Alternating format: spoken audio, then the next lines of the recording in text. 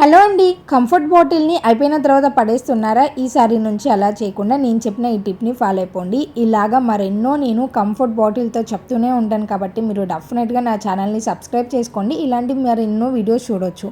So ఇప్పుడైతే మనకి బాటిల్తో ఏం పని లేదండి, బాటిల్ క్యాప్ కావాలన్నమాట. నీట్గా మంచిగా వాటర్తో శుభ్రం చేసుకొని పొడి క్లాత్తో తుడిచేసి ఇప్పుడు దీంట్లో బియ్యం నింపుకోండి. సో మీకు కావాల్సినంత వరకు బియ్యంని పెట్టేసుకొని ఇప్పుడు అగరబత్తీలు వెలిగించి మనం ఈ బియ్యంలో పెట్టుకుంటున్నాం అనమాట. మనము తులసి చెట్టు దగ్గర కానీ ఎప్పుడైనా బయటికి గుళ్ళకి వెళ్ళినప్పుడు కానీ వెండివి ఇత్తడివి బయట పెడితే పోతాయి, లేదు అంటే అవి పెట్టి పెట్టి పాడైపోయినాయి అని అనుకున్నప్పుడు ఇట్లాగా ప్లాస్టిక్ దాంట్లో మనము బియ్యం వేసి అగరబత్తీస్ వెలిగిస్తే చాలా బాగుంటుంది అనమాట. చాలా తక్కువ కాస్ట్లో బడ్జెట్ ఫ్రెండ్లీ లాగా ఉంటుంది.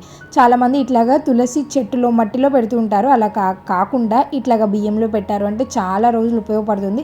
అండ్ ఎవరికైనా చెప్పేదాకా కూడా తెలియదు అనమాట. ఈ టిప్ నచ్చితే తప్పకుండా లైక్ చేయండి.